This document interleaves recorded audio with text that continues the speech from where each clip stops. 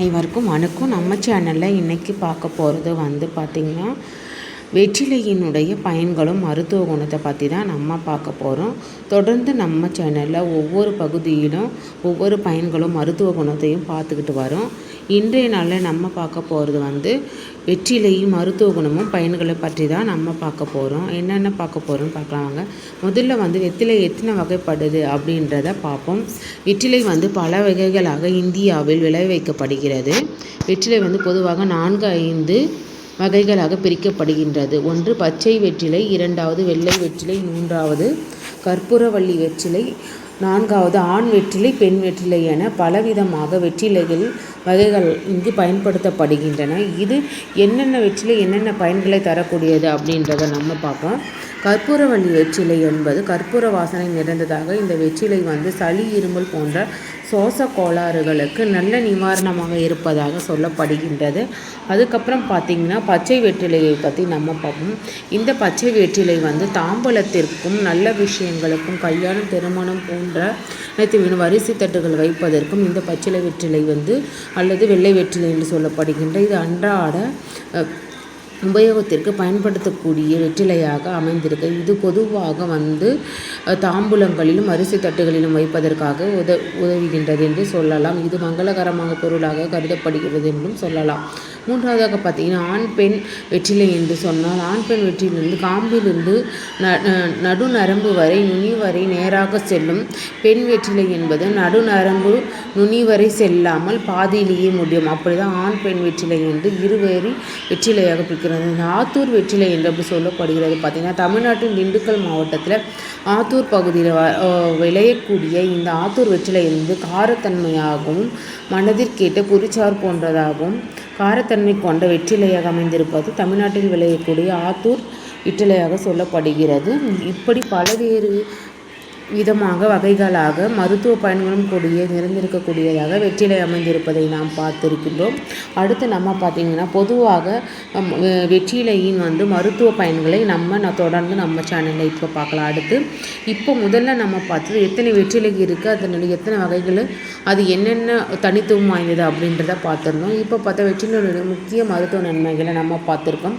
செரிமானத்திற்கு உதவுகிறது. அஜீரண கோளாறுகள் சரி செய்து உடலில் உமிழ்நீரை பெருகி பசியை தூண்டுவதற்கு இது வெறும் சிறப்பானதாக இருக்குது. அந்த காலத்தில் நம்ம என்ன பண்ணணும், வெற்றிலை பாக்கு போடுவோம் அப்படின்னு சொல்லிட்டு விருந்துகள்லாம் முடிஞ்ச பிறகு கொடுக்கறதாக நம்ம தமிழ்நாட்டிலே வழக்கத்தில் நம்ம பார்த்துருக்கோம். ஏன்னா நம்ம சாப்பிட்ட சாப்பாடு ஜீரணமாவதுக்கும் உமிழ்நீர் நமக்கு சுரப்பதற்கு இந்த வெற்றிலை பாக்கு பெரும் உதவியாக இருக்கிறது என்று நம்ம சொல்லப்படுகிறது. அதனால தான் நம்ம பாரம்பரியத்தில் நம்ம விழாக்கள் முக்கியமான நிகழ்வுகளின் போது வெற்றிலை பாக்கு நமக்கு கொடுப்ப வழக்கமே நம்ம முன்னோர்கள் வச்சிருந்தாருன்னு கூட சொல்லலாம். சளி மற்றும் இருமலை இது ஒழிக்கக்கூடிய ஒரு அருமருந்தாக சொல்கிறது. இது வெற்றிலையுடன் இஞ்சியை சேர்த்து நாம் அருந்தினோம் என்றால் நுரையீரல் சார்ந்த நோய்கள் குணமாகிறது. அத்துடன் சளியை நீக்குகிறது என்று சொல்லப்படுகிறது. மூட்டு வலி மற்றும் தடைவலிகளையும் இது வெற்றிலை சாற்றை தடவினால் நல்ல நிவாரணம் கிடைக்கிறது என்று ஒரு சிலர்களால் சொல்லப்படுகின்றது.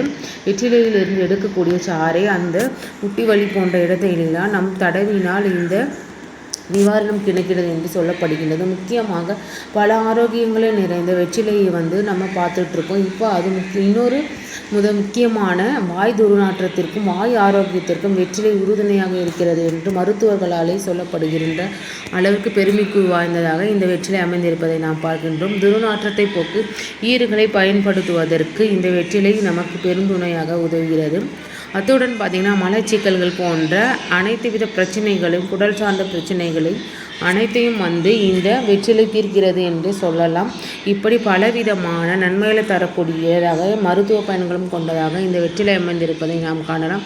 நம் நாட்டில் விளையக்கூடிய வெற்றிலை அந்த காலத்திலிருந்து பாரம்பரியமாக ஒவ்வொரு விழாக்களின் போதும் ஒவ்வொரு விருந்துகளின் போதும் வெற்றிலை கொடுப்பது வழக்கமாக இருந்து வந்தது. இதனுடைய மருத்துவ குணங்களை அறிந்த நம் முன்னோர்கள் அதனால்தான் இந்த வெற்றிலையை பயன்படுத்தினார். நாளடைவில் இப்பொழுது நடக்கக்கூடிய விழாக்களில் வெற்றிலை தாம்பூலம் கொடுப்பதை மறந்துவிட்டோம் என்று கூட சொல்லலாம்.